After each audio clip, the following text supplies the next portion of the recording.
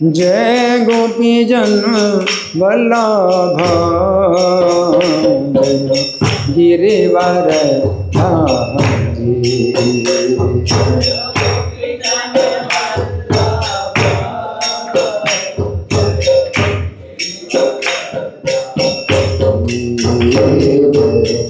यशोदानंदन जय व्रज जन रंजन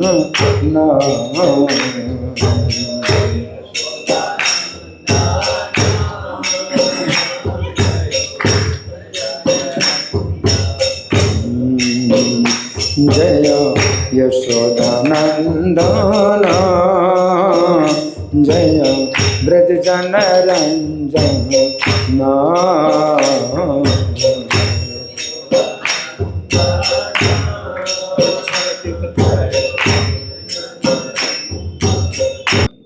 धन्यवाद। अब मैं पूछ रहा हूँ कि हर संडे क्या गीता का श्लोक लिया जाता है, पढ़ाया जाता है और दोहराया जाता है? अच्छा, तो हम मेरे पीछे बोलिए, ओम नमो भगवते वासुदेवाय।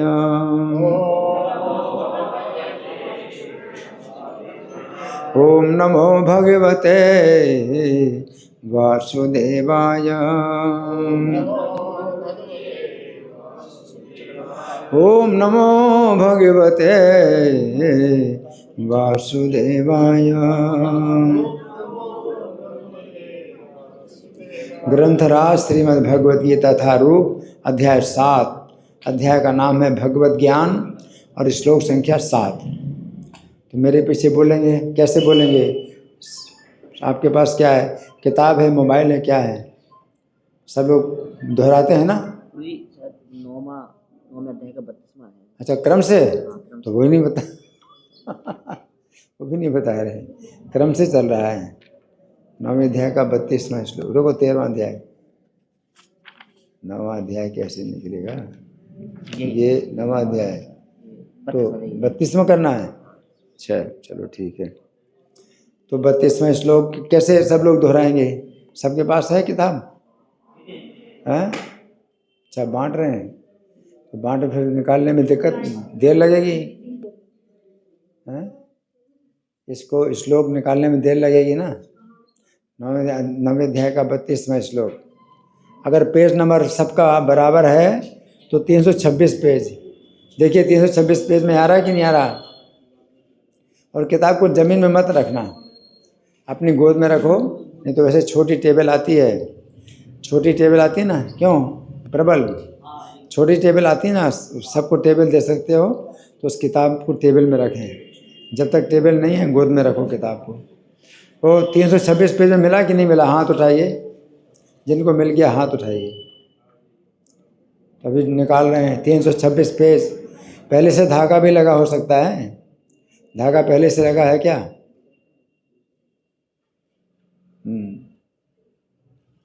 अच्छा, तो अब मेरे पीछे बोलिए, मामि पार्थ व्यपाश्रित्य ये पिशु पापयोनयः स्त्रियो वैश्या तथा शूद्रा तेऽपि यान्ति परां गतिम्। मामि पार्थ व्यपाश्रित्य ये पिशु पापयोनयः स्त्रियो वैश्या तथा शूद्रा तेऽपि यान्ति परां गतिम्। आपको मिला? आपको नहीं मिला? कौन से पेज में है? 326 पेज में है या किस पेज में है? 361। हाँ, तो नई वाली किताब में 361 पेज है क्या? अच्छा, तो आप कौन पाठ करेंगे मेरे पीछे? सिद्ध गोविंद।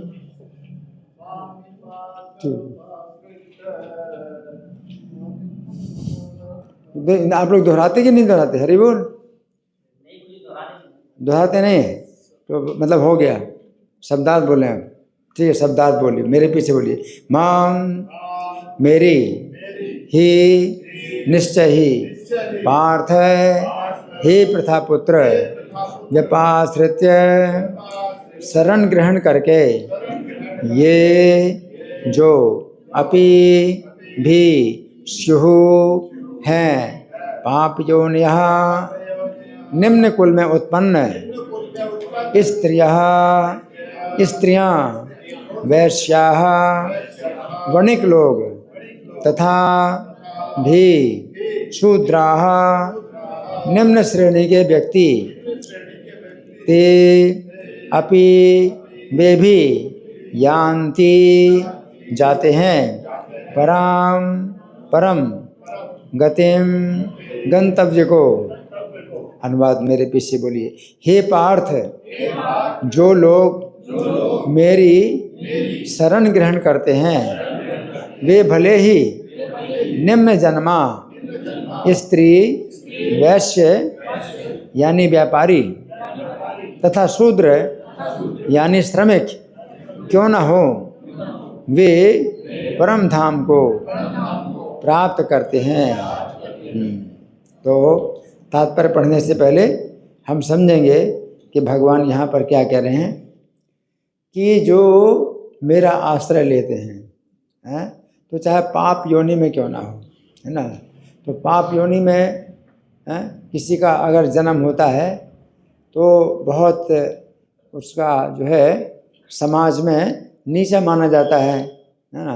पाप योनि उनका जो है आदर नहीं होता है, उनका अनादर होता है ना। तो पाप योनि में जो जन्म लेते हैं। और फिर स्त्रियां भी समाज में ऐसी मानी जाती हैं कि भाई ये जो है निम्न है और इनको भी स्वतंत्रता नहीं होती है, अपने स्वतंत्रता से कोई कार्य नहीं करती। स्त्रियों को भी जो है परतंत्र रखा जाता है।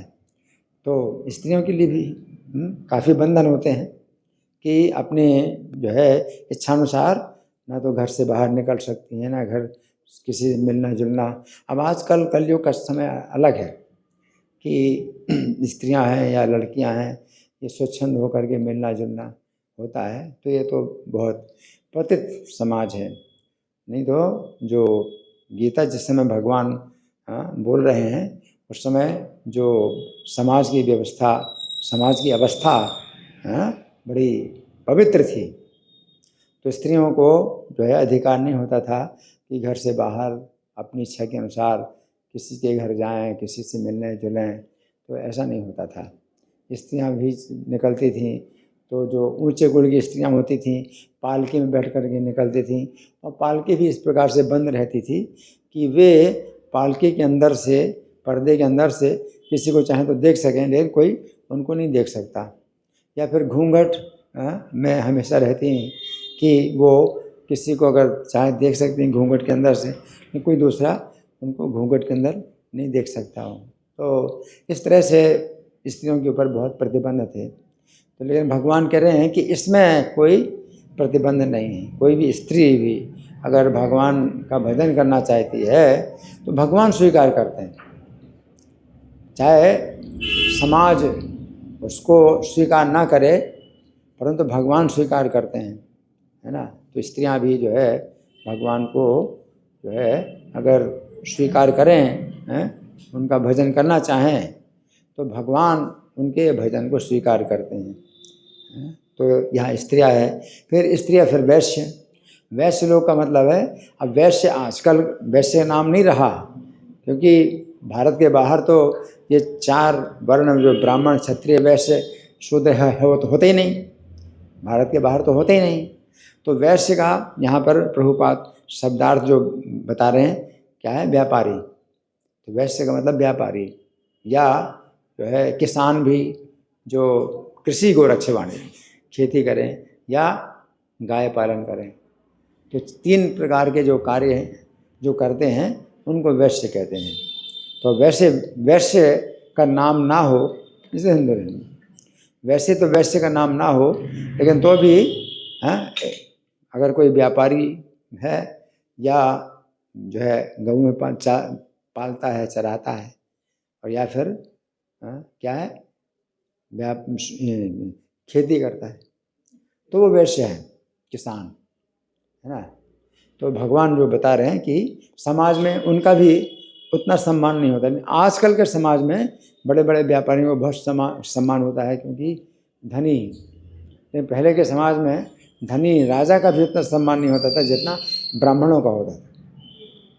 ब्राह्मणों कोई साधारण ब्राह्मण भी हो तो राजा उसको नमस्कार करता था, ब्राह्मण का आदर होता था। हाँ? और राजा के पास धन भी बहुत है और शक्ति भी बहुत है। हाँ? राजा के बराबर धन किसी के पास नहीं होता और राजा के बराबर शक्ति भी किसी के पास नहीं होती, परंतु ब्राह्मण जो विरक्त होते हैं और जिनके पास शास्त्रों का ज्ञान होता है तो उनका सम्मान ज़्यादा होता था। अब इस समय तो सब उल्टा ही है ना। और जो है जो ब्राह्मण लोग हैं तो वो भी अब जो है संख्या ब्राह्मणों की बहुत कम हो गई है, केवल नाम मात्र के ब्राह्मण हैं, ब्राह्मण के गुण अब है नहीं उनमें भी। लेकिन ब्राह्मण का जो प्रशिक्षण है ये यहाँ पर मिलता है। ये जो इस्कॉन, ये जो समाज है अंतर्राष्ट्रीय कृष्ण भावनामृत संघ, है ना, तो यहाँ पर जो है ब्राह्मण बनने का अवसर दिया जाता है। तो कोई भी किसी भी समाज का हो उसको ब्राह्मण बनने का अवसर दिया जाता है और प्रशिक्षण दिया जाता है, उनको ब्राह्मण दीक्षा भी दी जाती है। तो यहाँ पर भगवान कह रहे हैं स्त्रियों को भी पूरा पूरा अधिकार है कृष्ण का भजन करने का, और वैश्यों को भी पूरा पूरा अधिकार है कृष्ण का भजन करने का। जबकि वैश्यों को अधिकार या क्षत्रियों को अधिकार नहीं होता ब्राह्मण के कार्य करने का। क्षत्रियों को, राजाओं को ब्राह्मणों के कार्य करने का अधिकार नहीं, लेकिन कृष्ण का भजन करने का अधिकार जो है वैश्यों को भी है और स्त्रियों को भी है और शूद्रों को भी। शूद्र तो और ज़्यादा नीचे होते हैं, जो वैश्यों से भी ज़्यादा नीचे शूद्र होते हैं, परंतु शूद्रों को भी अधिकार है, जबकि ब्राह्मण बनने में अधिकार नहीं है शूद्रों को। या जो यज्ञ कराना है, यज्ञ करना है, शास्त्रों को पढ़ना है, शास्त्रों को पढ़ाना है, तो शूद्रों को अधिकार नहीं दिया जाता, परंतु फिर भी कृष्ण का भजन करने का अधिकार शूद्रों को भी दिया जाता है। और ये जो कार्यक्रम है, भगवत गीता का कार्यक्रम है, ये शिक्षा दी जाती है।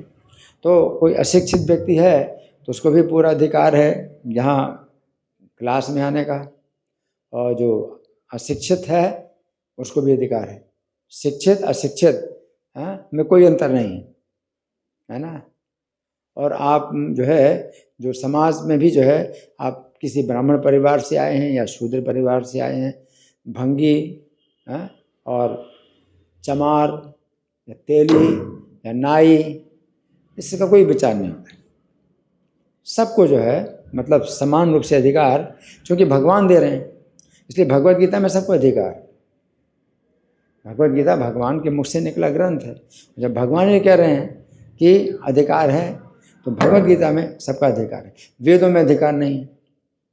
वेदों में जो है ब्राह्मणों को भी अधिकार है, और ब्राह्मण की योग्यता जो है जब हो किसी के अंदर तब वेदों में अधिकार है। भगवत गीता में सबको अधिकार है। और कृष्ण का जो नाम है हरे कृष्ण महामंत्र है ना, इसका जप करने में सबको अधिकार है, पूरी दुनिया में सबको। और खुल करके बताया जाता है मंत्र, कोई मंत्र खुल करके नहीं बताया जाता, लेकिन ये हरे कृष्ण महामंत्र खुल करके बताया जाता है। और आप जोर जोर से बोलें और सबको बताएं, इसमें भी अधिकार है। दूसरे मंत्रों में अधिकार नहीं होता। अगर आपको दिया जाता है तो आपके कान में दिया जाता है मंत्र, और किसी दूसरे को आप नहीं बताएंगे तो उसकी शक्ति बढ़ेगी। क्योंकि ये महामंत्र ऐसा है कि आप जितने अधिक से अधिक लोगों को बताएं इसकी शक्ति बढ़ेगी। ये महामंत्र है ना।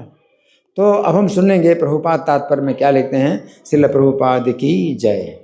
यहाँ पर भगवान ने स्पष्ट कहा है कि भक्ति में उच्च और निम्न जाति के लोगों का भेद नहीं होता, किसी प्रकार का भेद नहीं। अभी तो जाति जो है अब रही नहीं, इस प्रकार से रही नहीं, क्योंकि पहले जो जाति का मतलब होता था कि उनके जो जिस जाति का वो व्यक्ति है उसका उस प्रकार का जो है गुण भी हो, उसके कर्म भी हो। अब तो केवल जाति, नाम मात्र की जाति रह गई, ब्राह्मण जाति के, हम ब्राह्मण जाति के हैं। और क्या कर रहे हैं, जूता की दुकान खोले हैं, ब्राह्मण जाति के हैं, और अपने को बड़े जो है नाक ऊंची उठा करके बोलते हैं कि हम ब्राह्मण हैं। जबकि क्या करते हैं, जूता बेचते हैं, जूते की दुकान है, शर्मा है, हम तो शर्मा है, हम तो जी है। इस तरह के जो है उन्होंने अपने जो है ब्राह्मण का जो है अपना वो बनाया हुआ है, अपना पहचान बनाई है ना। तो वो तो कुछ है ही नहीं। पहले जो है ब्राह्मण जो होते थे तो वो जिस जाति के होते थे, यानी ब्राह्मण है या क्षत्रिय वैश्य शूद्र, उसके उस प्रकार के स्वाभाविक कर्म भी होते थे। ब्राह्मण उसको कहा जाता है जिसका कि स्वाभाविक रूप से झुकाव होता है, किसमें, तपस्या के लिए। ब्राह्मण का स्वाभाविक कर्म है तपस्या है। समोदमस्तपः शौचम, श्रम का मतलब है मन को वश में करना।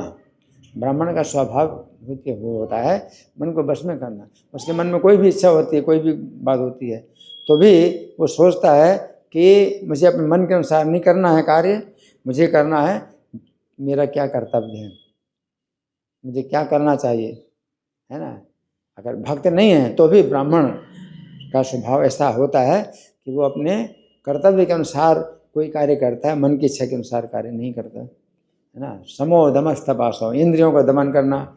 उसकी इंद्रियां जो है चाहती हैं, मांगती हैं कि हमारी जो है मांग पूरी करो, विषय उनके अपने विषय होते हैं, अपने अपने अपने विषयों को मांगती है। लेकिन ब्राह्मण का स्वाभाविक कर्म है कि वो दम करता है, इंद्रियों का दमन करता है। समो दमस्तपा, तपस्या, मन की तपस्या, वाणी की तपस्या, शरीर की तपस्या, ये जो है ब्राह्मण का स्वाभाविक कर्म है ना। तो फिर ये नहीं कि बलपूर्वक उसके ऊपर ये जो है कराया जाता है उसको, वो ब्राह्मण नहीं है। ब्राह्मण स्वभाव से, उसके स्वभाव में ऐसे जो है ये कर्म होते हैं। क्षत्रिय का स्वभाव है, अगर कहीं झगड़ा, लड़ाई झगड़ा हो तो लड़ाई झगड़ा में आगे घुस जाता है, उसको जो है कहा नहीं जाता है। लड़ाई झगड़ा कहीं भी हो तो लड़ाई झगड़ा में उसका उत्साह होता है ना। युद्धे चाप पिलायन, शौर्यम, शूरता, शूरता, उसके अंदर जो है अपनी शूरवीरता, शौर्यम तेजो, और तेज उसका अपना प्रभाव जताना लोगों के ऊपर, धृति, धैर्य, दक्षता, ये क्षत्रिय के स्वाभाविक कर्म है। और वैश्य के स्वाभाविक कर्म उसको बताया नहीं जाता, उसका झुकाव वैश्य के कर्म है। कृषि गोरक्ष वाणिज्यम, खेती करना, व्यापार करना या गोपालन करना, ये स्वाभाविक कर्म है। वैश्य के झुकाव होता है, स्वाभाविक झुकाव होता है ना। और शूद्र का स्वाभाविक झुकाव कहता है परिचर्यात्मक कर्म, जो भी सेवा का कार्य मिले तो कार्य करेगा, जो आदेश दिया जाता है उसके अनुसार कार्य करेगा, तो वो जो है शूद्र का स्वाभाविक कर्म है। तो जो यहाँ पर जो प्रभुपाद बताते हैं कि भक्ति में उच्च तथा निम्न जाति के लोगों का भेद नहीं होता। लेकिन भक्ति में चाहे कोई स्वभाव से किसी का जो है ब्राह्मण वर्ण है, या स्वभाव से क्षत्रिय है, स्वभाव से वैश्य है, स्वभाव से शूद्र है ना। लेकिन किसी में भी जो है मतलब ये भक्ति में कोई भेद नहीं है। प्रभुपाद बताते हैं कि भक्ति में किसी प्रकार का भेद नहीं है, ब्राह्मण, क्षत्रिय, वैश्य, शूद्र। आगे, भौतिक जीवन में ऐसा विभाजन होता है, किंतु भगवान के दिव्य भक्ति में लगे व्यक्ति पर ये लागू नहीं होता है। भौतिक जीवन में विभाजन होता है, मतलब क्या विभाजन, कि वो उसका स्वाभाविक कर्म देखा जाता है। तो जहाँ विभाजन है तो फिर ये भी विभाजन है कि अगर आप क्षत्रिय हैं तो क्षत्रिय का ही कर्म करो, ब्राह्मण का कर्म नहीं करना। जब तक कोई आपत्ति काल ना आ जाए, आपत्ति काल ना आ जाए तब तक आप क्षत्रिय हैं तो ब्राह्मण का कर्म नहीं कर सकते, है ना, आपको नहीं करना चाहिए। आपत्ति काल, जैसे कि पांडवों के ऊपर विपत्ति आई। क्या विपत्ति आई, ये जो कौरव लोग हैं इनकी हत्या करना चाहते हैं और षड्यंत्र कर रहे हत्या का, है ना।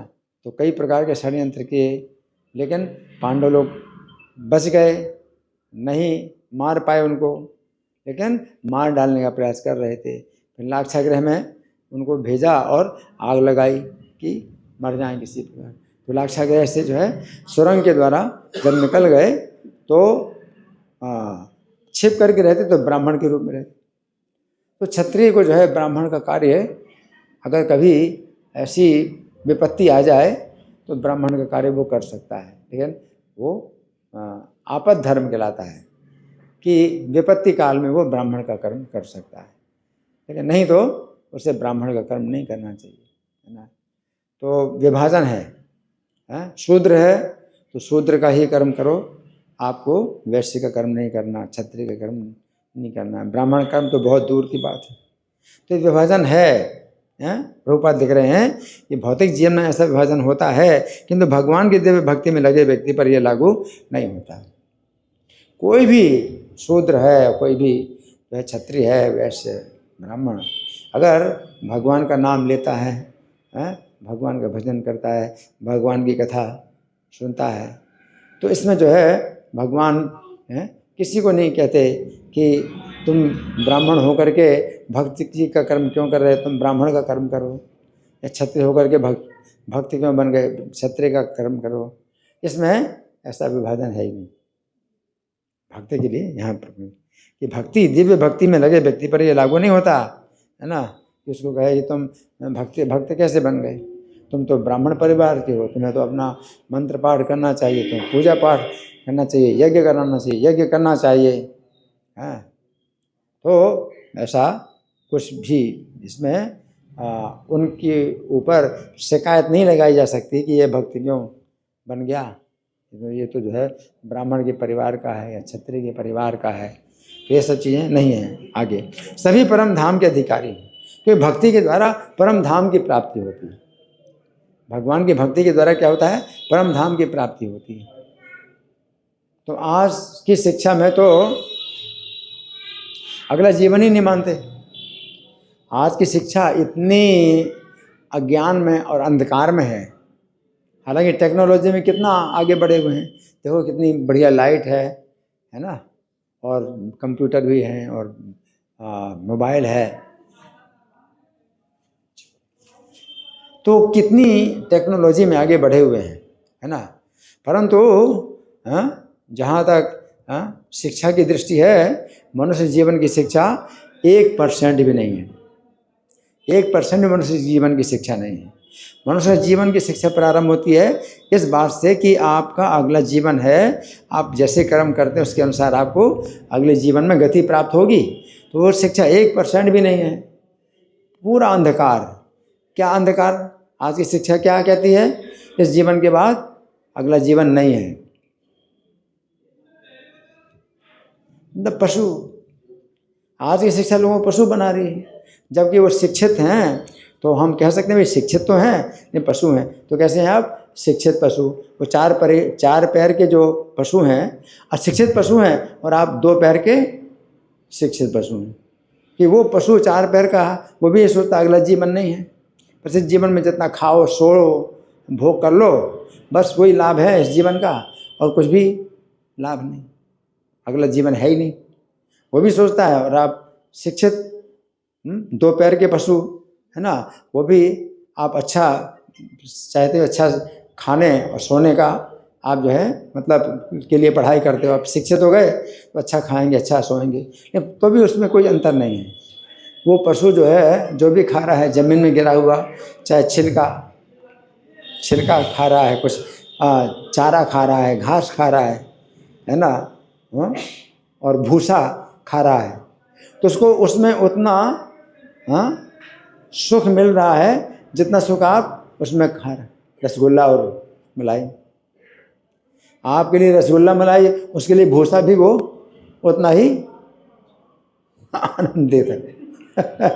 और आप भूसा एक दाना भी भूसा का नहीं खा सकते, और भूसा खाने में उसको आनंद आ रहा है। तो आपने क्या, आपके शिक्षा का फायदा क्या है? आप शिक्षित पशु हैं, हाँ। और सोने का भी, वो सड़क में बैठा हुआ सो रहा है ना, आप अच्छे से बिस्तरों में भी सो नहीं पा रहे हैं, है ना। खाना, सोना, भोग करना, और भोग करने में भी स्त्री पुरुष के संबंध है उनके जो है बिल्कुल मुक्त हैं, बिल्कुल, हाँ, उन्मुक्त यौन संबंध, जबकि आप लोगों के लिए बड़े बंधन है ना। भोग करना, सुरक्षा करना, सुरक्षा, आप अपनी सुरक्षा कर रहे हैं, वो अपनी सुरक्षा कर रहे हैं, तो कई बार तो उनकी रक्षा हो जाती है और आपकी रक्षा नहीं होती। इतनी सुरक्षा के बावजूद भी हत्या हो जाती है, जबकि पशु जो है अपना सड़क में घूम रहा है, उसकी कोई। तो खाना, सोना, सुरक्षा करना, भोग करना, इस मामले में आपने शिक्षा प्राप्त की कि बहुत अच्छा आपको ये सब कार्य करेंगे, लेकिन पशुओं से आगे आप है ही नहीं। है कोरोना में कोई पशु नहीं मरा, और जबकि मनुष्यों की कितना विनाश हुआ। तो मतलब कहने का ये आज की शिक्षा केवल इसीलिए है, इसी जीवन में आपको बढ़िया खाओ, सो, सुरक्षा करो, वो करो, और पशु जो है वो पहले से ही वो काम कर रहे हैं, है ना, और उनको कोई शिक्षा नहीं मिल रही, है ना। तो ये जो है मतलब यहाँ परम धाम, अब कौन परम धाम जाता है, आज की शिक्षा कुछ नहीं बता, लेकिन सबसे ज़्यादा आवश्यक और सबसे ज़्यादा जो सच्ची जो बात है वो क्या है, अगला जीवन है, अगला जीवन है। और आप नहीं मानते तो आप कहेंगे हम नहीं मानते तो हमारे लिए नहीं है। ऐसा कुछ नहीं है कि आप नहीं मानते, आप नहीं मानते, आप नहीं जानते हैं तो आपका अगला जीवन नहीं होगा, ऐसा कुछ नहीं है ना। अब जितने भी पशु हैं, पक्षी हैं, ये मनुष्य योनि से ही मतलब गए हैं पशु जीवन में, उनको कुछ भी पता नहीं। आप नहीं मानना चाहते, नहीं जानना चाहते हैं तो आप मनुष्य का जीवन भी नहीं पाएंगे, क्योंकि मनुष्य का जीवन इसलिए मिला है कि आप जानो, उसको मानो। आप नहीं मानना चाहते, नहीं जानना चाहते अगले जीवन के बारे में, नहीं, हम तो बहुत पढ़े लिखे हैं और पढ़ाई लिखाई में, स्कूल में, कॉलेज में, यूनिवर्सिटी में यही बताया गया है कि अगला जीवन नहीं है, तो मनुष्य जीवन नहीं प्राप्त करेंगे। तो इस जीवन में भी आप पशु हैं और अगले कई जन्मों तक आप जो है पशु, पक्षी और अन्य योनियों में जाएंगे, आपको मनुष्य का जीवन नहीं मिलेगा। आज की शिक्षा का ये पुरस्कार है, आज की शिक्षा का ये क्या है, लाभ है। क्या अगला जीवन मनुष्य का नहीं मिलेगा? क्यों? आप बहुत बड़े शिक्षित हैं, हम नहीं मानते, तो पिछड़े लोग हैं वो मानते हैं अगला जीवन को। कितना इसका जो है मतलब क्या है, दुर्गति है ना। तो यहाँ पर प्रभुपाद लिख रहे हैं कि सभी परम धाम कहते हैं, भक्ति करोगे तो परम धाम, तो सबसे अच्छी गति है। आप भक्ति करके आप परम धाम जाएंगे, सबसे अच्छी गति है, और नहीं तो सब दुर्गति है। अगर आप परम धाम नहीं जाते हैं तो दुर्गति है, चाहे स्वर्ग जाओ, अच्छे कर्म करते हैं तो स्वर्ग जाते हैं, तो स्वर्ग जाते हैं तो वहाँ पुण्य छीन करके फिर वापस आएंगे। तो सिर नीचे और पैर ऊपर, इस प्रकार से स्वर्ग से गिराया जाता है ना। तो स्वर्ग से गिर करके फिर जो है मर्त्य लोक में आप आएंगे।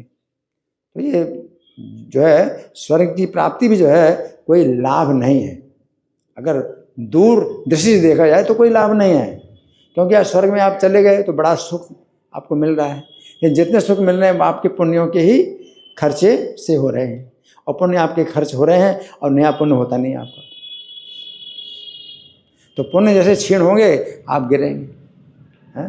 तो क्या आप चाहते हो कि आपको बहुत बड़े महल की छत में चढ़ा दिया जाए और वहाँ से फिर आपको गिराया जाए? उससे अच्छा कि ना जाएं, उससे अच्छा है कि आप ऊपर ना जाएं, स्वर्ग में ना जाएं, वो ज़्यादा अच्छा है कि फिर आप गिरेंगे, और गिरेंगे तो बुरी चोट लगेगी, है ना। तो वो स्वर्ग जो है वो रहने के लायक है ही नहीं बिल्कुल, है ना। और स्वर्ग नहीं जाएंगे तो नरक जाएंगे, नरक तो भारी यातना है, उसमें मृत्यु नहीं होती है, लेकिन वो मृत्यु से भी ज़्यादा कष्ट वहाँ दिया जाता है, और मृत्यु नहीं होती नरक में, है ना। भीषण यातना नरक, और स्वर्ग भी नहीं, नरक भी नहीं जाते तो भी कई प्रकार की गतियाँ हैं। 84 लाख योनियों में कहाँ कहाँ जो है जन्म लेंगे आप। ऊँट है, बकरा है, भेड़िया है, मेढक, और कितने कितने कीड़े जंतु हैं, 11 लाख प्रकार के जो है कीड़े हैं, कीट हैं, छोटे छोटे कीट भी और बड़े बड़े कीड़े भी हैं, और 30 लाख प्रकार के पशु हैं, उनमें भी आप जाएं 10 लाख प्रकार के पक्षी हैं, उनमें आप जाएं तो बहुत दुर्गति, बहुत दुर्गति। और आपको कुछ भी पता नहीं है कि हाँ, आप छिपकली से फिर आपको जो है दूसरा जन्म मिलता है, तो फिर जो है आपको मान लीजिए पशु का मिलता है, भैंस का मिलता है। छिपकली से भैंस के शरीर में आ गए तो अपनी पहचान भैंस के रूप में कर रहे हैं। और भैंस के शरीर से अब आप जो है दूसरा आपको मेढक का शरीर मिल गया तो अपनी पहचान मेढक के रूप में कर रहे हैं।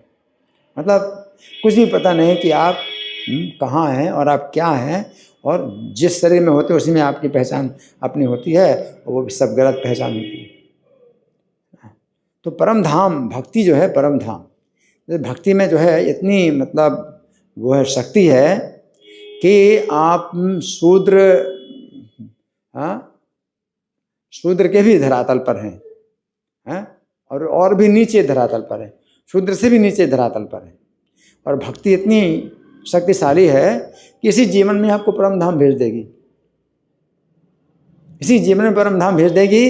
ये नहीं है कि भाई इस जीवन के बाद आप जैसे शूद्र हैं तो अब अगले जीवन में वैश्य बनोगे, फिर वैश्य की जीवन में भक्ति करते रहो तो क्षत्रिय बनोगे, फिर क्षत्रिय के रूप में भक्ति करते हो तो ब्राह्मण बनोगे, और ब्राह्मण जब भक्ति करें, ब्राह्मण के रूप में भक्ति करो तो फिर परम धाम जाओगे।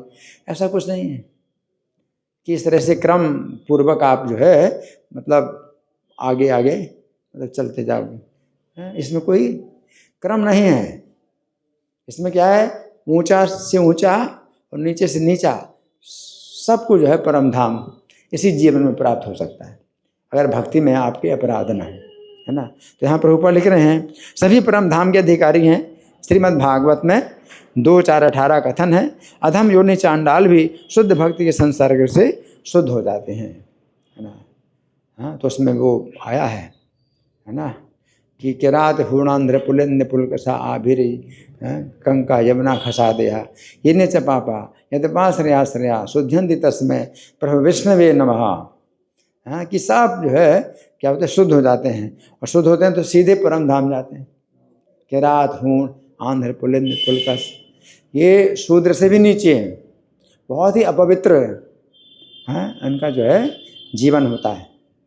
ये भक्ति के संपर्क में आकर के भक्ति करते हैं। तो जैसे प्रभुपाद एक भक्त थे, वो भारत से गए और वहाँ अमेरिका में और जो रूस में और चीन में जापान में सब जो है क्या है, शूद्र से भी नीचे, शूद्र से नीचे मतलब म्लेच्छ यवन पुलिंद पुलकस ये सब जो है बड़े मतलब क्या है कि अपवित्र है उनका जीवन। लेकिन प्रभुपाद के संपर्क में आए और हरे कृष्ण मंत्र का कीर्तन किया और अपराध नहीं हुआ, नाम का अपराध नहीं हुआ, है ना, तो वो जो है भक्त बन गए। तो जिस भक्त के जो है संपर्क में आकर के ये सब लोग जो क्या हो गए, शुद्ध्यंती, शुद्ध हो जाते हैं, है ना, शुद्ध हो जाते हैं, है ना। तो यहाँ प्रभुपाद लिख रहे हैं कि शुद्ध भक्त के संसर्ग में शुद्ध हो जाते हैं। अतः भक्ति आगे, अतः भक्ति तथा शुद्ध भक्त द्वारा पथ प्रदर्शन इतने प्रबल हैं कि वहाँ ऊंच नीच का भेद नहीं रह जाता और कोई भी इसे ग्रहण कर सकता है ना। तो विदेशी जो लोग थे प्रभुपाद के संपर्क में इतने शुद्ध हो गए कि भारत में भी जो है उतना जो है नियमों का पालन नहीं होता जितना वो नियमों का पालन करते हैं। जैसे कि मांसाहार नहीं, है ना, तो प्याज लहसुन तक बिल्कुल कठोरता से उन्होंने त्यागा है। नशा नहीं है, तो शराब और गांजा अफीम की तो बात छोड़ो, वो जो है यहाँ तक चाय कॉफ़ी तक नहीं पीते। चाय कॉफ़ी उसको बाहर ले जाओ, हरी बोल, अगर दिक्कत होती तो बाहर ले जाना, हरी बोल। तो चाय कॉफ़ी तक नहीं पीते, जबकि वहाँ पर कितनी ठंड है। लोग कहते हैं भाई ठंड में तो चाय ज़रूरी है और चाय के बिना काम नहीं चलेगा, चाय के बिना काम नहीं चलेगा, ठंड बहुत ठंड है, चाय तो पीना ही पड़ेगा। वहाँ तो कितनी ठंड है, यहाँ से 10 गुनी ठंड है कितनी, लेकिन वहाँ चाय बिल्कुल कठोरता से उन्होंने त्याग दिया, है ना। तो फिर और जो दूसरे नशे हैं, शराब वगैरह जो है, तो बहुत दूर की बात है। चाय तक बिल्कुल कठोरता से छोड़ा हुआ है। उनको आप 1000 रुपये दोगे तो भी चाय नहीं पिएंगे, कि आप 1000 रुपये ले लो चाय, है ना। और जो है अवैध संबंध, विवाह के बाहर के संबंध, बिल्कुल किसी प्रकार से भी विवाह के बाहर के संबंध नहीं होते। कठोरता से वो जो है व्यभिचार को छोड़ दिया। यहाँ तक कि सिनेमा जाने के लिए वो तैयार नहीं। जो सामान्य सिनेमा होते हैं तो वो भी जो है एक प्रकार से व्यभिचार का ही जो है एक वो है प्रोत्साहन मिलता है, तो वो सिनेमा तक देखने के लिए तैयार नहीं। लोग कहते हैं भाई क्लबों में जाना, सिनेमा देखना, इसके बिना तो जीवन में कोई सुख ही नहीं। तो वो जो है मतलब इतने मतलब कठोरता से गर्लफ्रेंड और बॉयफ्रेंड ये इनसे बिल्कुल दूर रहते हैं, इतने दूर रहते हैं। तो विदेशी लोग तो ऐसे सोचते हैं भाई गर्लफ्रेंड बॉयफ्रेंड अगर नहीं बनाया तो फिर जीवन में फिर क्या सुख है ना। और उनको मतलब बहुत नफरत करते हैं कि भाई ये गर्लफ्रेंड और बॉयफ्रेंड नहीं बनाते हैं, ये लोग तो मतलब बिल्कुल गए गुजरे हैं, किसी काम के नहीं, तो सोचते हैं। अगर वहाँ के तो लोग ऐसे भी हैं कि अगर शराब भी नहीं पीते और मांसाहार नहीं करते, शराब मांसाहार नहीं करते, तो आपको फिर जीवन में कोई जो है सुख नहीं है। आप जो है बिल्कुल, आपका जीवन बिल्कुल बेकार है, इसमें कोई सुख नहीं है, कोई स्वाद नहीं है, बिल्कुल फीका है, नीरस है। वो तो ऐसा सोचते हैं, है ना। तो विदेशों में इतना जो है भक्ति के प्रभाव से शुद्ध हुए लोग कि इतनी कल्पना नहीं कर सकते लोग, इतनी कल्पना नहीं कर सकते लोग कि इतना भी कोई व्यक्ति शुद्ध हो सकता है जो पैदा हुआ इसी में, शराब में, मांसाहार, व्यभिचार, जुआ, नशा में ही पैदा हुए, उसी में ही मतलब वो इतने शुद्ध हो गए जैसे कीचड़ में खिला कमल।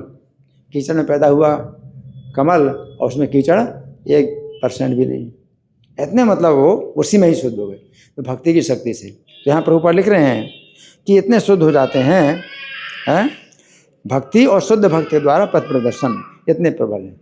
एक तो भक्ति और दूसरा भक्त का संगति, तो ये दोनों इतने प्रबल हैं कि ऊंच नीच का भेद नहीं रह जाता और कोई भी इसे ग्रहण कर सकता है।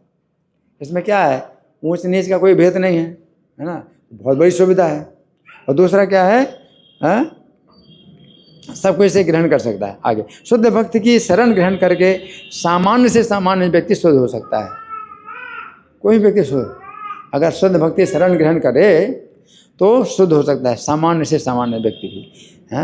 सामान्य व्यक्ति, एक असामान्य लोग होते हैं, वो कैसे होते हैं, जो द्वेष करते हैं भक्तों से, तो वो कैसे हैं, द्वेषी, है ना।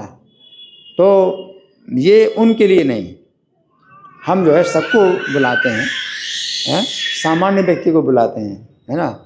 लेकिन जो द्वेष करने वाले होते हैं तो उनसे हमें दूरी बनानी पड़ती है। मान लो कोई व्यक्ति यहाँ आकर के चिल्लाने लगे, गाली देने लगे, तो हम क्या करेंगे, उसको निकालना ही पड़ेगा।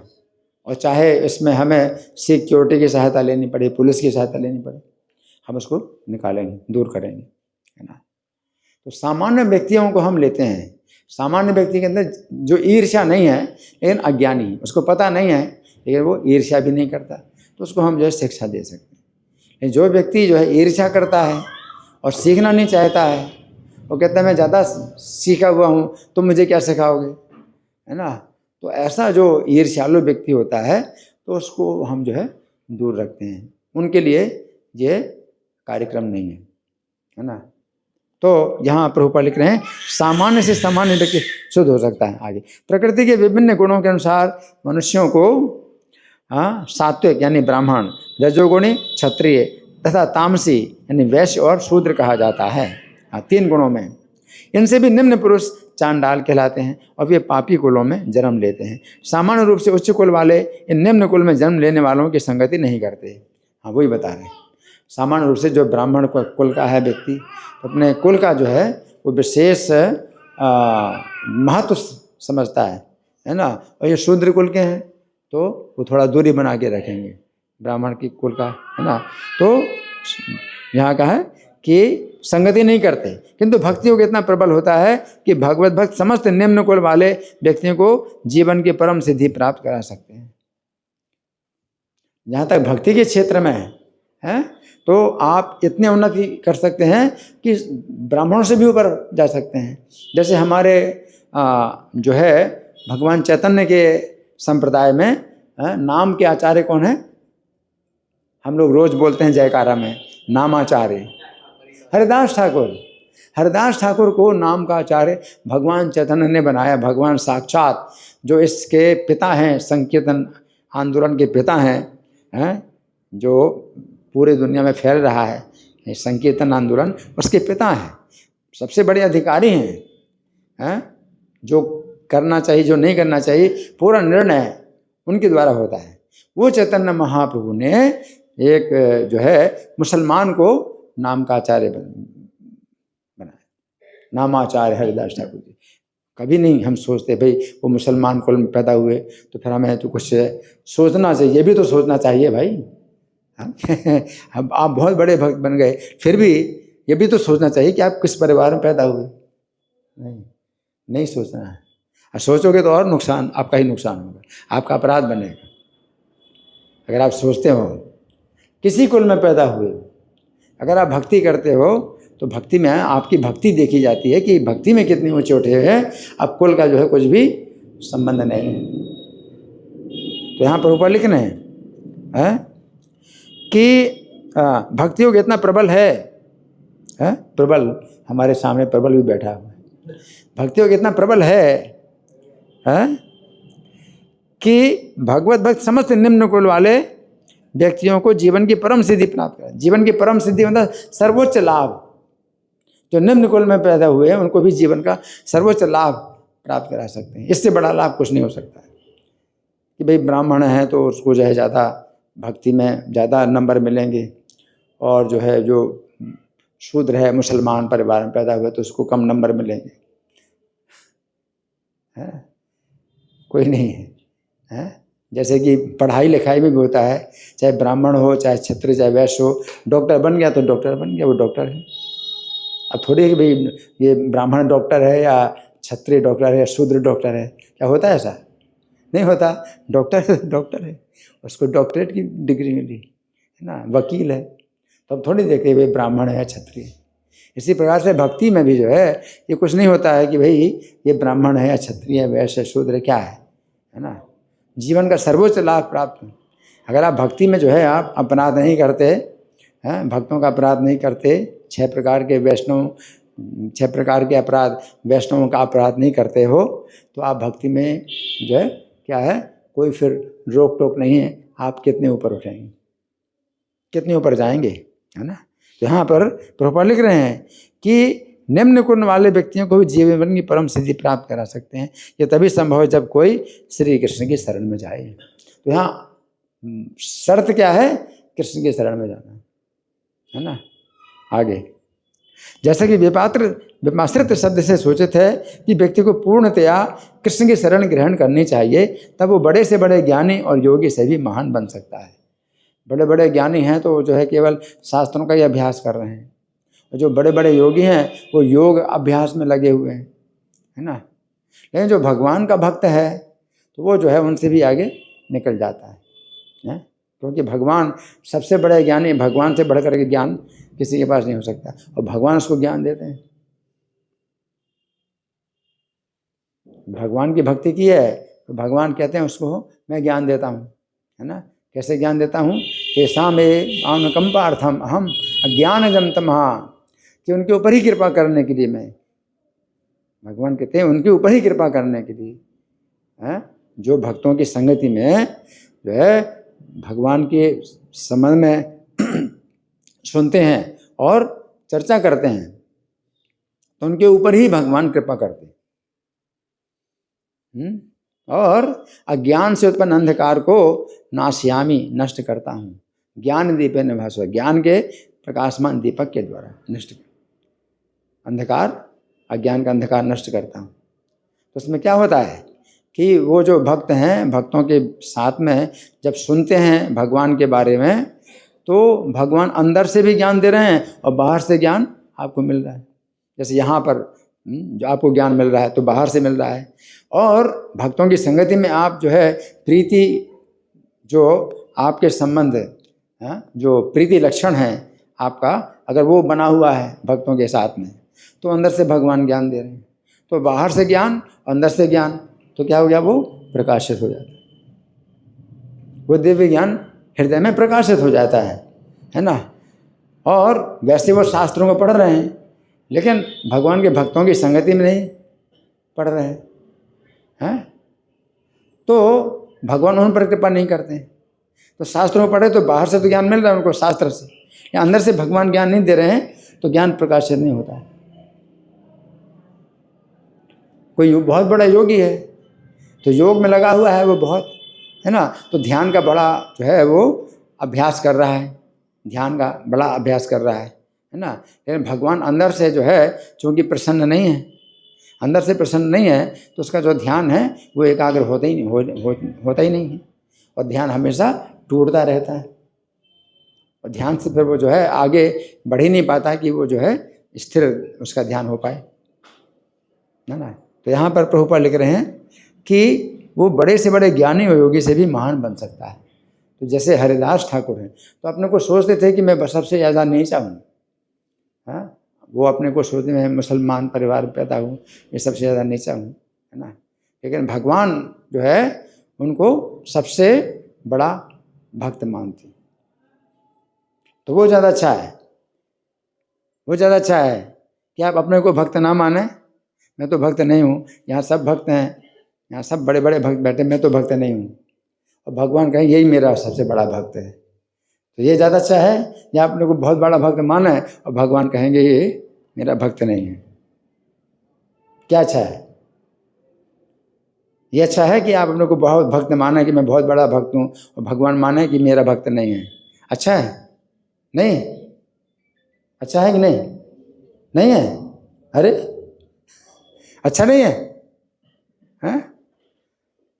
तो ये अच्छा है कि अपने को आप भक्त ना माने और भगवान अपने आपको सबसे बड़ा भक्त माने। क्या अच्छा है? ये अच्छा है ना। तो ऐसा मुश्किल है ना, क्योंकि अहंकार, घमंड ये रजोगुण से पैदा होते हैं। रजोगुण से अहंकार, घमंड से पैदा होते हैं, बड़ा मुश्किल होता है ना। लेकिन उनके लिए आसान सरल हो जाता है। जैसे अगर नीचे कुल में पैदा हुआ कोई, तो उसके अंदर ये भावना होगी भी मैं नीचा हूँ, तो भक्ति में उसके लिए वो ज़्यादा सहायक है। ये भावना उसके लिए भावना भक्ति में बड़े सहायक है, क्योंकि उसको तिरस्कार मिलता है सबके द्वारा, और सोचता है कि मैं तो सबसे ज़्यादा नीचा हूँ। और वो फिर भक्तों की संगति में आ जाए तो उसकी ज़्यादा उन्नति होती है, और आपको बहुत सम्मान मिलता है। आप बहुत बड़े ब्राह्मण हैं, आप बहुत बड़े मंत्र जो है जानते हैं, है ना, आपका बहुत सम्मान होता है ना। तो आप जब अपने को सोचते हैं भाई मैं तो बहुत बड़ा हूँ, मैं ऊँचे कुल में पैदा हुआ हूँ, या मैं धनी हूँ, या मैं जो है शिक्षित हूँ, तो वो जो है भक्ति में फिर क्या है, बाधा है, भक्ति में बाधा है ना। तो यहाँ प्रभुपाद का तात्पर्य समाप्त हुआ, और अभी हमारे पास कुछ समय है, तो आप लोगों के साथ में चर्चा मंथन है। कोई प्रश्न है या मैं प्रश्न करूं आप लोगों की ओर से? मैं प्रश्न करूं? ठीक है, तो मैं प्रश्न कर रहा हूं। कोई प्रश्न नहीं कर रहे हैं तो मैं प्रश्न कर रहा हूं।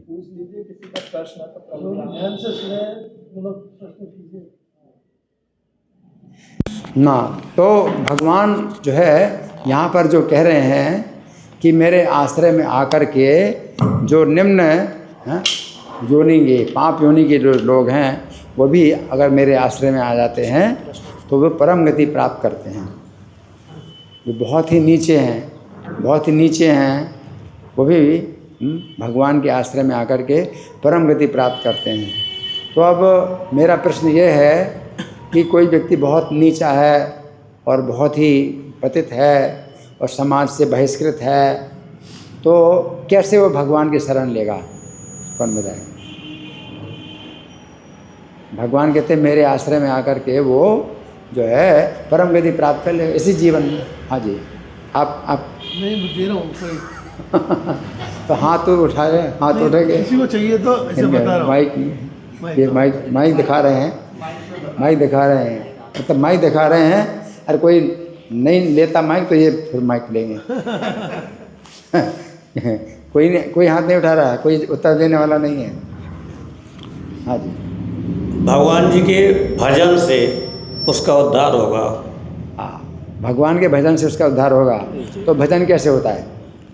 भजन तो श्री राम जय राम या राधे राधे कुछ भी जो है। देखो ऐसा है जी कि भजन तो होता है ऐसे, लेकिन इसमें क्या होता है कि प्रीति पूर्वक भजन कैसे होगा।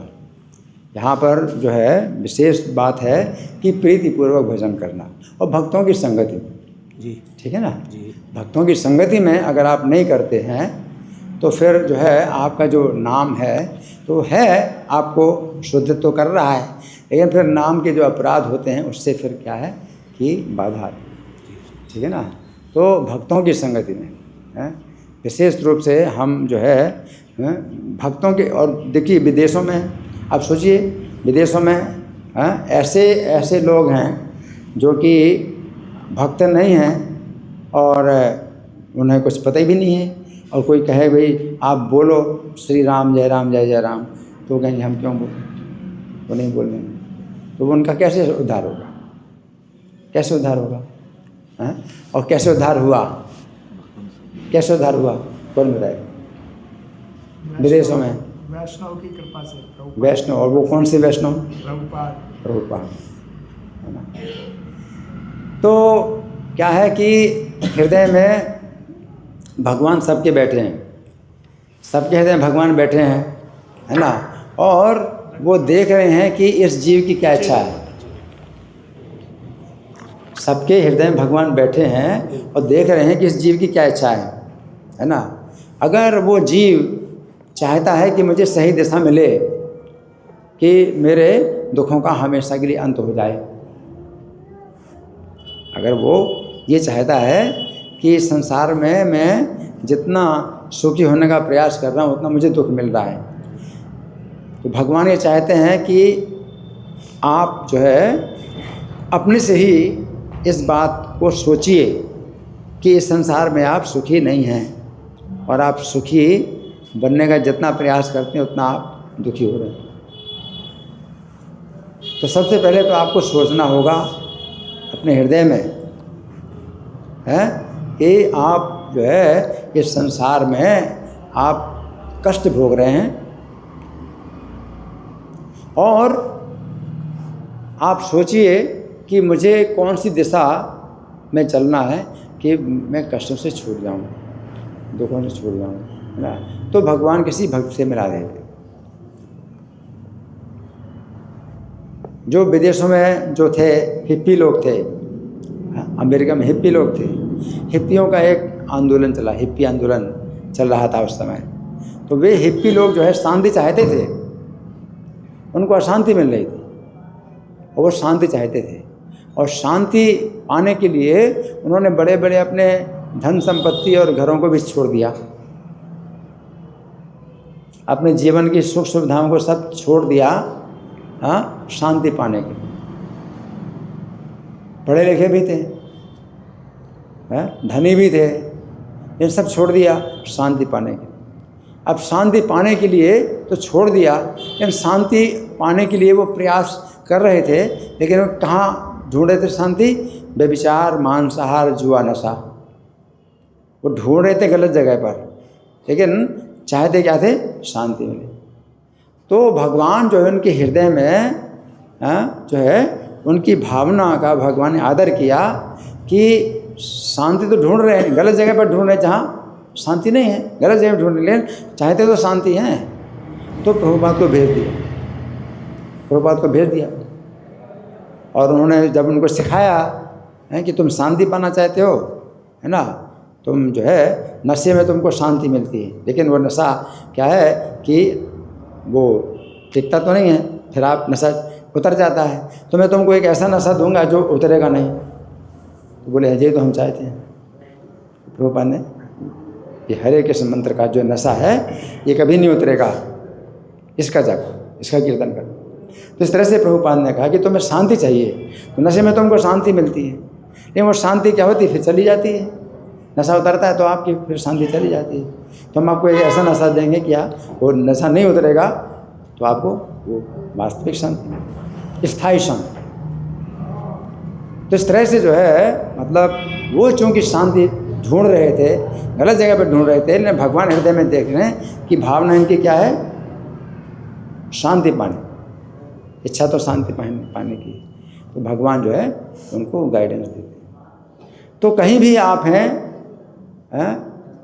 और किसी भी जो है पद पर हैं, ऊंचे से ऊंचे पद पर हैं, लेकिन जब आपको जो है लगता है कि नहीं जो है आप संतुष्ट नहीं हैं, आपने बहुत बड़ा पद पा लिया है, चाहे प्रधानमंत्री का पद पा लिया है, चाहे बहुत बड़ा जो है आप बन गए, ऊंचे पद में आ गए, और आप महसूस करते हैं कि आप संतुष्ट नहीं हैं, तो फिर भगवान जो है आपको किसी भक्त से मिला देते हैं। या तो भक्त आपके पास आ जाता है या आप उससे मिलते हैं, तो जो है मिलन भगवान कराते हैं। और आप जो है अपने को धोखा देना चाहते हैं। क्या धोखा देना चाहते हैं कि मैं जो है बड़ा हूँ, मैं अपने को बड़ा समझूँ और मैं ईश्वर मैं हूँ और सब लोग मुझे ईश्वर समझें, तो आप धोखा देना चाहते हैं, तो धोखेबाज से मिला देते हैं।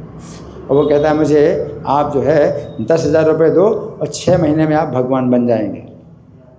मैं एक मंत्र दूंगा, आप 6 महीने में भगवान बन जाओगे। एक धोखेबाज आपको मिल जाता है। तो ऐसे बहुत धोखेबाज हैं, लेकिन भगवान जो है वो देखते हैं किसको किससे मिलाना है, तो वो जो है भगवान का काम है।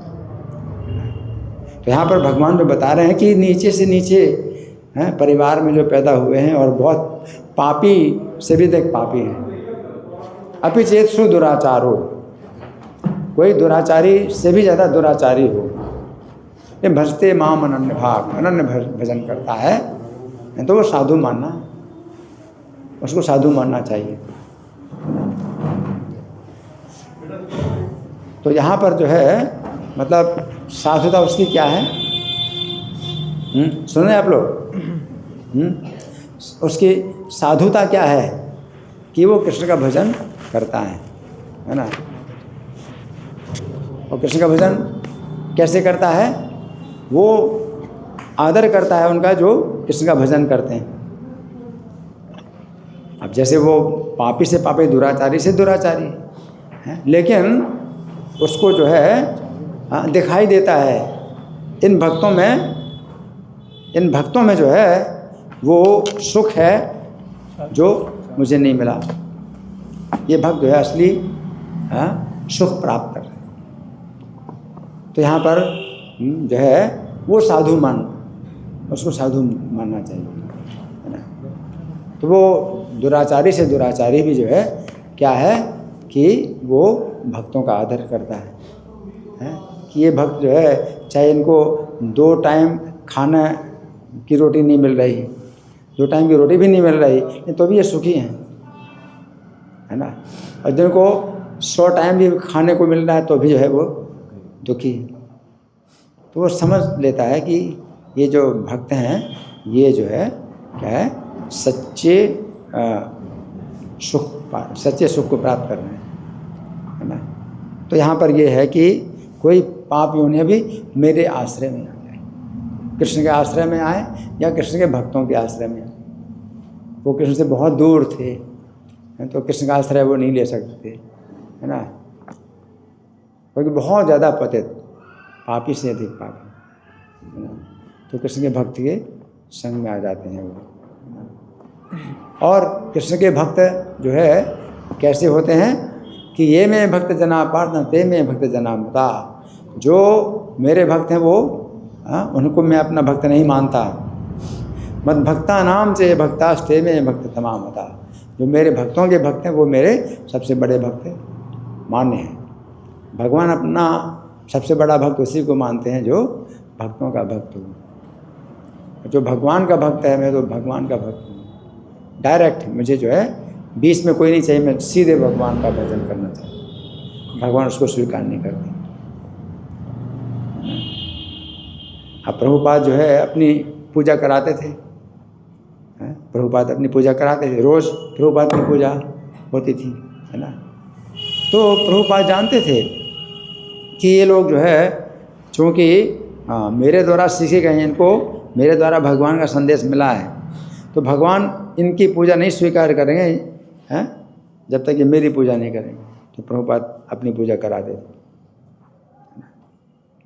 अगर वो ऐसे सोचने लगें कि प्रभुपाद से तो मुझे भगवान का संदेश जरूर मिला है, लेकिन अब मुझे प्रभुपाद की ज़रूरत नहीं है, अब तो मैं सीधे भगवान का भजन करूँगा, अब मुझे कोई ज़रूरत नहीं है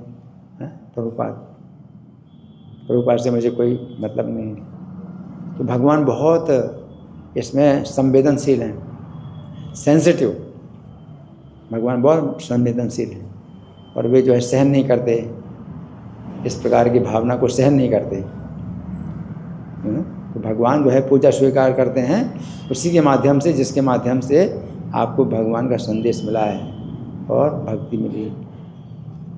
इस तरह से जो है हमें एक दूसरे का आदर करना चाहिए, भक्तों का आदर करना चाहिए। विशेष रूप से आज का जो हमारा संदेश है वो यही है कि आप लोग जो है संगठित होइए, एक दूसरे से जुड़िए।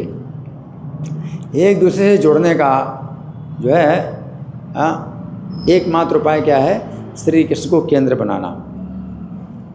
आप श्री कृष्ण को केंद्र बनाते हैं कि आपके जीवन का उद्देश्य कृष्ण को प्रसन्न करना है ना, तो आप एक दूसरे से जुड़ सकते हैं अगर एक ही केंद्र है तो, है ना। हालांकि अंतर तो रहेगा, हमें आप में अंतर बहुत रहेगा, विचारों में भी अंतर रहेगा कुछ, है ना, कई मामले में मतभेद भी हो सकता है, लेकिन तो भी आप जो है एक दूसरे के जो है मतलब रहेंगे, जुड़े रहेंगे और विरोध नहीं होगा एक दूसरे से अगर कृष्ण को केंद्र बनाते हैं। जैसे मान लीजिए ये जो माला है तो आप देख रहे हैं ये कितने फूल हैं इसमें, है ना, और ये सब जो है ये जुड़े हुए हैं और मैं चाहे जितना भी हिलाऊं ये जो फूल हैं ये जुड़े रहेंगे, अलग अलग नहीं होंगे। क्यों? क्योंकि इनके केंद्र में एक ही क्या है? धागा। एक धागा इनके केंद्र में है तो सब फूल जो है एक दूसरे से जुड़े हुए हैं, है ना। और अगर ये धागा ना हो तो ये साथ रह सकते हैं? नहीं रह सकते। अभी तो मैं जितना भी करूं कि जुड़े रहेंगे, ये सब जुड़े रहेंगे, है ना। क्यों? क्योंकि केंद्र में क्या है? धागा। उसी प्रकार से आपके केंद्र में अगर कृष्ण है, हमारे केंद्र में कृष्ण है ना, तो मतभेद हो सकता है, विचारों का अंतर हो सकता है ना, लेकिन विरोध नहीं होगा, एक दूसरे के साथ में अच्छे संबंध में। तो इसी को कहते हैं प्रीतिपूर्वकम, भजताम प्रीतिपूर्वकम, क्योंकि हमें भी कृष्ण को प्रसन्न करने के लिए हमें जीवन बनाया। या केंद्र में हम प्रभुपाद को रखते हैं, प्रभुपाद को केंद्र में रखते हैं, है ना, तो प्रभुपाद को प्रसन्न करने के लिए आप कोई काम कर रहे हैं, कोई सेवा कर रहे हैं, वो प्रभुपाद को प्रसन्न कर, मैं दूसरी सेवा कर रहा हूँ, है ना, तो हमारे आप में कोई इस तरह से वो नहीं आएगा, द्वेष की भावना नहीं आएगी, है ना, क्योंकि एक ही केंद्र है कृष्ण। तो प्रभुपाद ने एक उदाहरण दिया कि जैसे कि कोई तालाब है, बिल्कुल शांत पानी है ना, सरोवर में बिल्कुल पानी शांत है, कोई हलचल नहीं है, फिर एक आपने पत्थर डाला, ठीक है, एक पत्थर डाला तो फिर उसकी लहरें बनती हैं, और लहरें बनती हैं चारों तरफ जाती हैं, है ना, और जो मतलब बन गया, बड़ा घेरा बन गया, और कुछ छोटे घेरे हैं, लेकिन एक दूसरे को नहीं काट रहे हैं। जितने भी सर्कल बनते हैं उनमें एक दूसरे को काटते नहीं सर्कल। क्यों? केंद्र एक ही है, एक ही केंद्र से केंद्रित है, एक ही केंद्र पर केंद्रित हैं, इसलिए वो सर्कल एक दूसरे को काटते नहीं।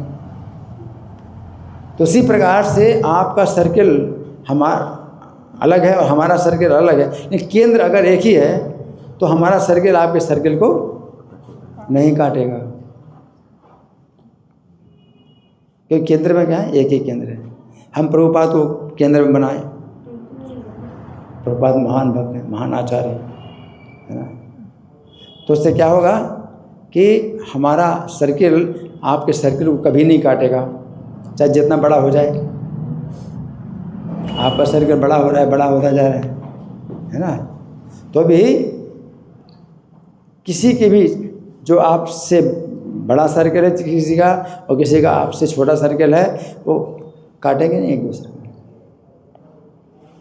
है ना। तो सिर्फ ये जो है मतलब जोड़ने का तरीका यही है कि सर्किल बनाओ एक। अगर ऐसे हम कहें कि नहीं नहीं एक दूसरे से आप ईर्ष्या मत करो, एक दूसरे से ईर्ष्या ना करो, है ना, लेकिन कोई जो है मान लो अपराध कर रहा है, उसका सर्किल, उस सर्किल अपना जो है वो दूसरा बनाया है, कृष्ण को या प्रभुपाद को सर्किल नहीं बनाया, और हम कहेंगे नहीं साथ साथ रहो, तो वो हो नहीं सकता, संभव नहीं है। कई बार तो इस तरह की शिक्षाएं दी जाती है, भाई किसी भक्त का आप जो है अपराध ना करो, किसी भक्त को दोष ना देखो। तो ये भी सही नहीं है कि भाई दोष ना देखो, क्योंकि दोष अगर मान लो कुछ हो रहा है ना, तो आप अपना दोष दूर करो, तब हमारा एक सर्किल होगा, तो फिर कोई मतलब वो नहीं टक्कर नहीं होगी। नहीं तो अब टक्कर हो रही है और हम जो है मतलब फिर भी वो फिर बनेगा नहीं, है ना। उसमें फिर यही होता है कि भाई उनको जो है अलग करो, क्योंकि हमारा एक सर्किल है ना। चाहे आप किसी भी गुरु के शिष्य बन जाए, भक्ति चारू महाराज जो शरीर छोड़ चुके हैं, वो भी एक गुरु थे इस्कॉन के, तो उन्होंने अपने शिष्यों को यही कहा था कि मुझसे जुड़ो या ना जुड़ो, कहीं भी रहो, लेकिन इस्कॉन को मत छोड़ो, प्रभुपाद को मत छोड़ो,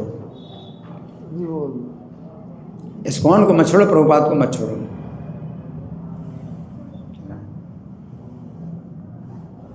तो उनका ये कहना था।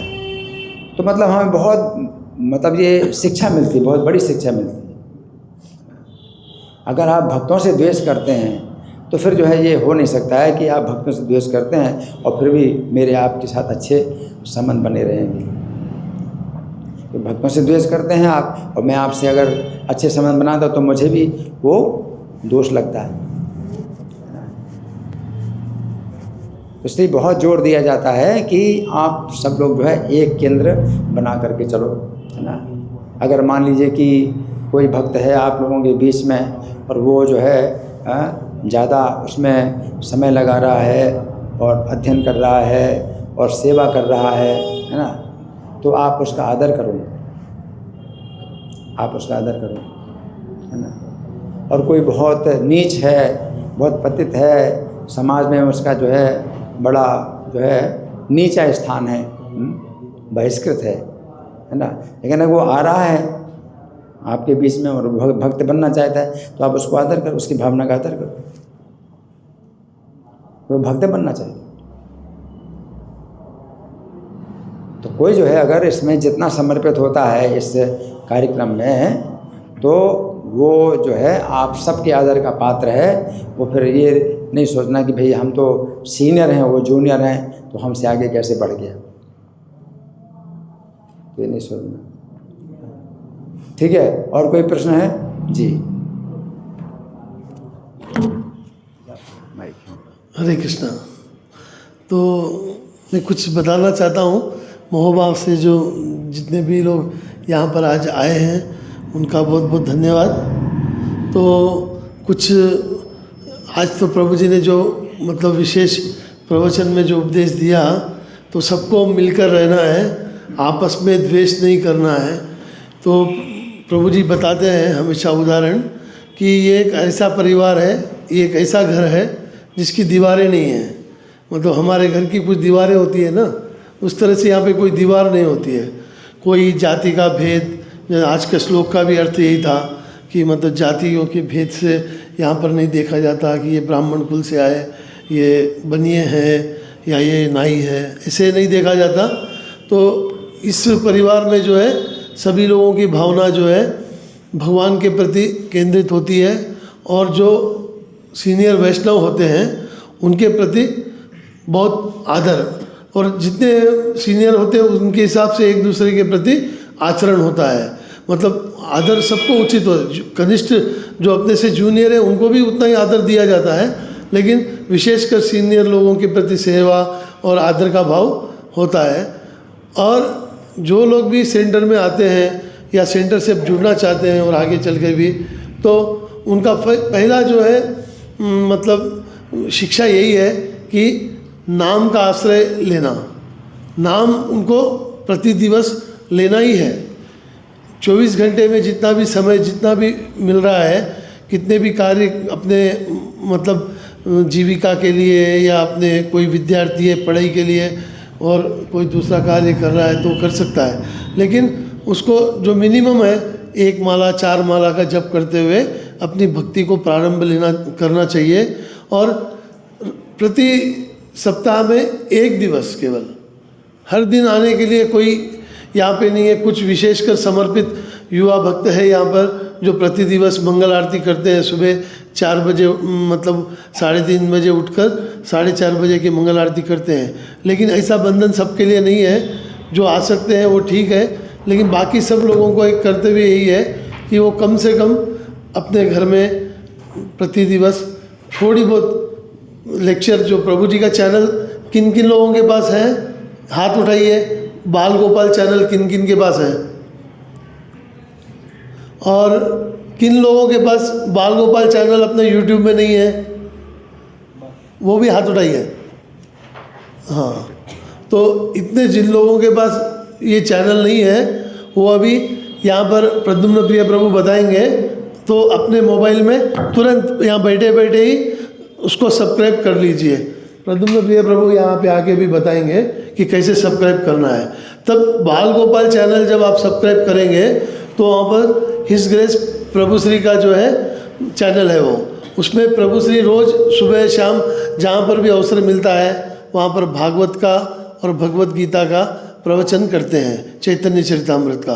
तो प्रभु जी की वाणी से जुड़ा रहना मतलब आप इस्कॉन से जुड़े हैं और सेंटर से जुड़े हैं, प्रभु जी से जुड़े हैं।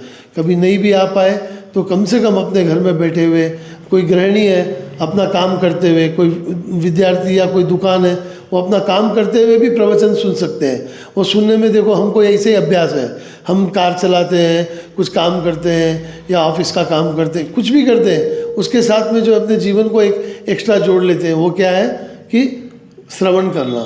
तो श्रवण करना विशेष महत्वपूर्ण चीज़ है। जब श्रवण करते हैं, वाणी से संग करते हैं, प्रभु जी की वाणी यानी भगवान की वाणी समझिए, क्योंकि प्रभु जी का जन्म तो महोबा में हुआ, लेकिन अपना जीवन पूरा प्रभु जी ने भगवान को दिया है, और भगवान के अलावा प्रभु जी के जीवन में कुछ भी नहीं है। वो जो भी बोलते हैं भगवान के लिए ही बोलते हैं। और आगे इच्छा भी प्रभु जी की है कि महोबा जो है बहुत दिव्य स्थान है, प्रभु जी का जो जन्म स्थान है, यहाँ के लोग भी इस दिव्यता को नहीं जानते हैं, तो इनको दिव्यता की अवगत कराने का मतलब पहला कदम जो है कृष्ण भावना में रखना यही है कि आप कम से कम सेंटर से जुड़े और प्रभु जी से, और यहाँ पर जो सीनियर प्रीचर जो भी आते हैं रविवार को, निमाई हरि प्रभु भी आते हैं और भी कोई दूसरे भक्त भी आते हैं, और वो कोई भी नहीं आए जब यहाँ पे कुछ वीडियो लेक्चर लगाते हैं तो आपस में चर्चा करके आप लोग अच्छे से जुड़िए। और जुड़ने का मतलब यही है कि आप आपस में किसी के कलह न हो, न जाति से न और कोई विशेष प्रकार के धन से और से, मतलब आपस में जो है मतभेद यहाँ पर होना चाहिए। सभी का जो है लक्ष्य जो है भक्ति करना होना चाहिए। प्रति दिवस नाम जप करने का नियम और श्रवण करने का, बाल गोपाल चैनल आप सब्सक्राइब कर लीजिए। अभी प्रद्युम्न प्रिय प्रभु अपने मोबाइल से दिखाएंगे, जिन जिन लोगों के पास नहीं वो अपने मोबाइल चालू कीजिए और यूट्यूब निकालिए उसमें ऐप, तो आप प्रति दिवस प्रवचन सुनते रहेंगे। प्रवचन सुनने के बाद में आप अपने आप को रोक भी नहीं पाएंगे। आप प्रति दिवस मतलब जप भी करेंगे, और जप करने के बाद प्रति रविवार को आप सेंटर को भी आएंगे अगर आप प्रवचन सुनेंगे तो।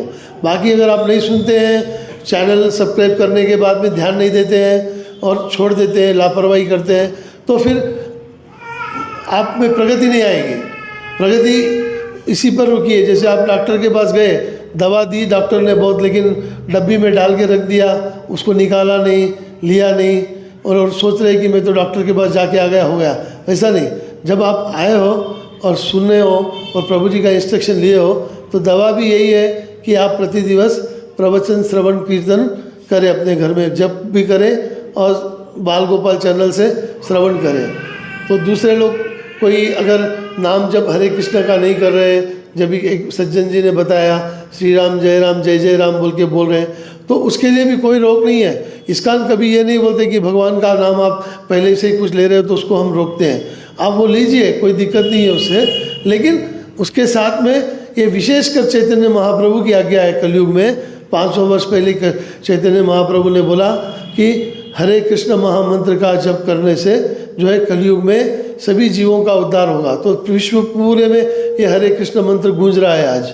और पृथ्वी छे नगर आदि गाँव सर्वत्र होय बमर नाम, चैतन्य महाप्रभु का ये जो वाणी है, ये खुद भगवान ने जब बोली है तो वो अभी आज सार्थक हो रही है। और प्रभु जी की वाणी ये है कि महोबा के हर एक गली गली में मतलब भक्ति इतनी बढ़नी चाहिए और इतना प्रभुपाद जी की शिक्षाएं होनी चाहिए और यहाँ पर इतना कीर्तन और प्रचार होना चाहिए कि पूरा भारत नहीं, पूरा विश्व में मालूम पड़े कि महोबा भी वृंदावन जैसा ही एक बहुत दिव्य स्थान है और भक्ति में यहाँ के लोग सब लोग भक्ति करते हैं। तो ऐसी स्थिति जब भी आ पाएगी जब आप लोग प्रभु जी के जैसे महापुरुष जो महान गुरु के शरणागत होके आप जाएंगे। बाकी आप जिनसे भी जुड़े हैं, जहाँ से भी जो भी नाम जप कर रहे हैं वो करिए, हमारा कोई विरोध नहीं होता कि आप ये क्यों कर रहे हैं वो क्यों कर रहे हैं, ठीक है, वो अपनी जगह पे ठीक है। अभी प्रद्युम्न प्रिय प्रभु आपको बताएंगे 2 मिनट में ये बाल गोपाल चैनल के बारे में। सब लोग सब्सक्राइब कर लें जो लोग नहीं है किए। हरे कृष्णा। बाल गोपाल तो बहुत सारे चैनल हैं, पर जो प्रभु जी का चैनल है उसमें ये निशान आएगा, नीला हाथ, मोर पंख और ऐसे उंगली उठी है। तो प्रभु जी का नाम डालेंगे, जीता हाँ, कर लेंगे सर। हाँ देखिए, अपना मोबाइल निकालिए, मोबाइल कर ही लीजिए सब्सक्राइब, 1 मिनट लगेगा। यूट्यूब निकालिए, यूट्यूब पे लिखिए JITA, लिखिए निकालिए जल्दी से, JITA नाम से आ जाएगा, JITA MITRA, जीता मित्र प्रभु जी। जब डालेंगे तो ये आएगा चित्र, इसको आप सब्सक्राइब कर लीजिए। और जैसा कि प्रभु जी ने बताया कि हृदय में जो है ज्ञान प्रकाशित होगा। हाँ आया क्या देखिए, इसने क्या ये आया प्रभु जी का नाम डालने से आया ना। हाँ हाँ, तो जैसा प्रभु जी बताते थे कि सर्कल बनाना है, तो सबको भक्त बनाना है। जो आप सीखते हैं दूसरे को भी बताइए, तब फिर ये ज्ञान का जो है साक्षात्कार होगा। जैसे कि प्रभु जी बताते हैं दिव्य ज्ञान जो है हृदय में प्रकाशित होगा। जैसे कि अब प्रभु जी की किताब है, श्री भगवान ने कहा, देखिए ये भी आप सबों का कितना बड़ा सौभाग्य है कि श्री भगवान ने कहा नाम से भगवत गीता कथा रूप के नाम से 22 किताबें प्रभु जी ने भगवत गीता के ऊपर लिखी है।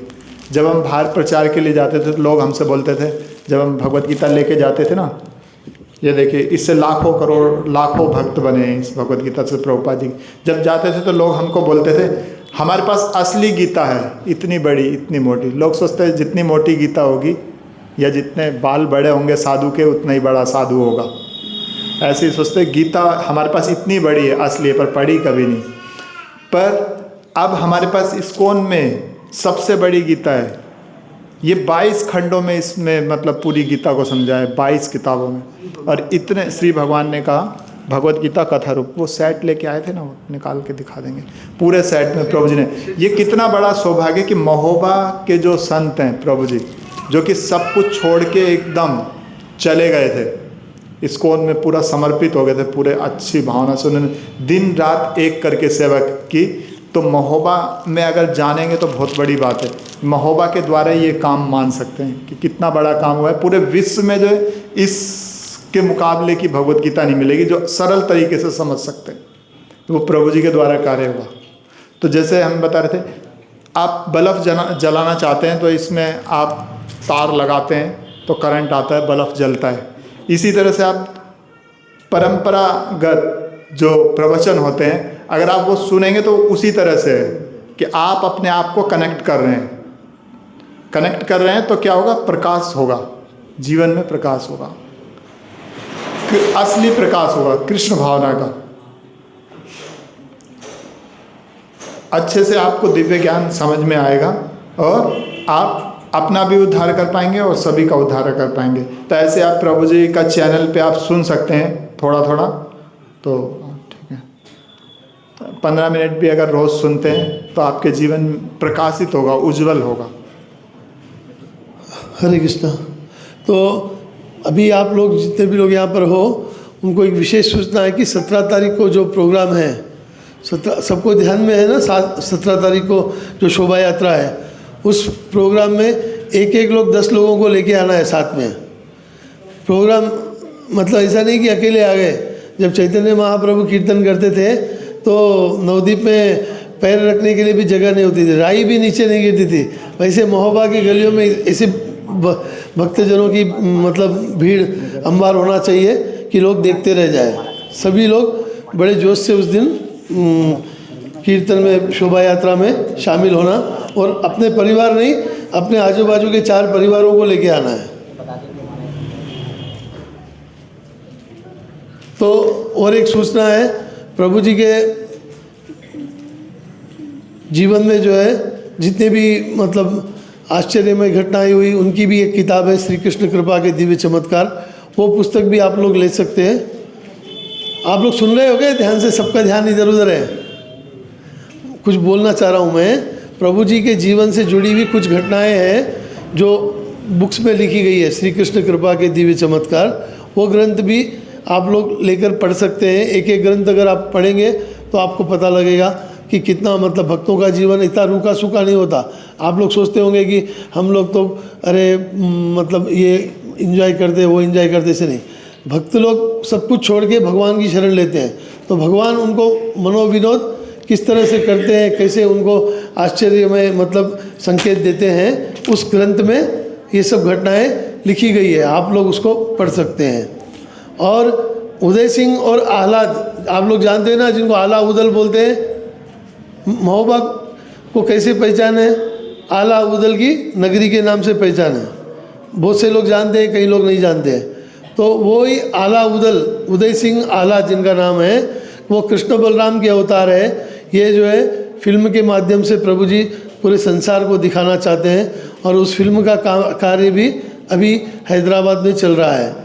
वहाँ पर हैदराबाद में फिल्म इंडस्ट्री के लोग इस पर काम कर रहे हैं, और जल्दी से ही जल्दी आप लोग सब लोग प्रार्थना सेंटर में कर रहे हैं, और भी अपने घर से बैठे हुए कीजिए कि महोबा का नाम पूरा विश्व में फैले। और उदय सिंह आह्लाद कृष्ण और बलराम ही थे।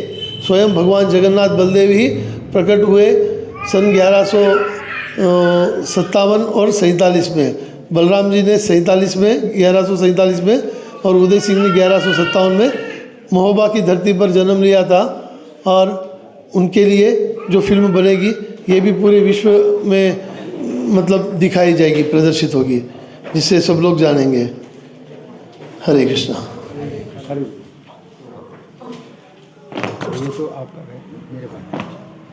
तो अभी एक माला हम लोग जब करेंगे, जो पर्चा आपको दिया गया है इसमें चित्र बनाया गया है कि कैसे माला को पकड़ना है। तो अभी अगर आपके पास माला नहीं है तो माला दे रहे हैं। अच्छा, तो माला आपको मिल रही है। तो माला को आपको पकड़ना है, तो सबसे बड़ा जो मन का है तो उसे उस पर जो है एक मंत्र बोलना है, एक बार। तो माला जिनके पास मिल गई है तो सबसे बड़ा मन का को पकड़िए आप लोग, और ये जो तर्जनी उंगली है उसका इस्तेमाल ना करिए। तर्जनी उंगली ये वाली उंगली इस्तेमाल ना करिए। बाकी उंगलियों से आप जो है हर मन के पर जप करेंगे।